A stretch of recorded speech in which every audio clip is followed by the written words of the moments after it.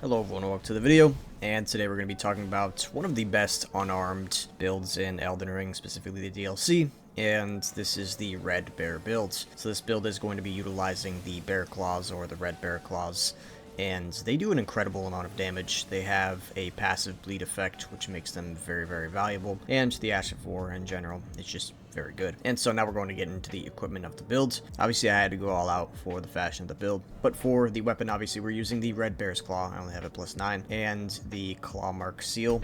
Both of these obviously scale best with strength, and that's why we're using them. For the armor of the build, we are using the Pelt of Ralva, Iron Rivet Armor, the Noble's Gloves.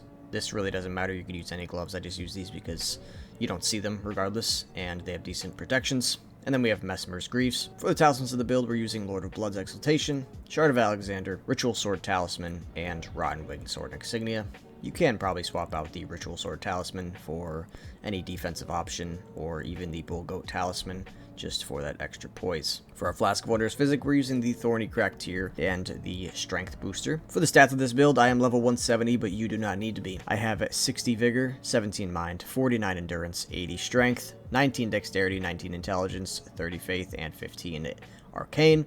This is all being boosted by my Rune Arc as well, so I have +5 to all stats. So my real stats are 5 less than all of that. And then when I pop the Wondrous Physic, my strength goes up to 90, so this is incredible. I think my base strength is only 75, but that is all of the gear of the builds. And now I'm just going to talk a little bit about kind of how you're going to be using this build, as I just show clips from a fight with Rilana. And this was also before the 10% damage increase on the DLC bosses, so you will be doing more damage than this now. But primarily with this build, we're just going to be swinging a lot. We are not really going to be using any incantations, and although I do have a few incantations in the builds, the only ones you're really going to need will be Flame Grant Me Strength and Golden Vow. But for the most part, we are going to be spamming our Ash of War, and then just our basic R1 attacks.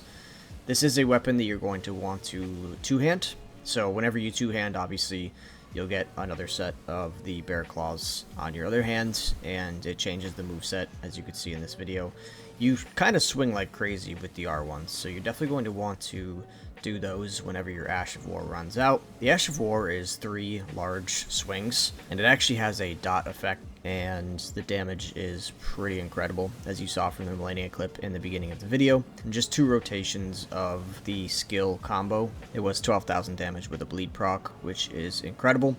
They are pretty easy to get off as well. It's not like a very long drawn out move, so overall you're just going to want to be sticking with your Ash of War and your R1s. But that's pretty much it for today's video. If you guys found this video helpful, make sure to drop that sub, as well as a like on the video. I make tons of Elden Ring content, including how to get almost any type of item or weapon in the game, as well as multiple build videos of some of the best builds, as well as some of the weirdest builds. But again, that's it from me, so thank you guys again for watching, and I'll see you next time.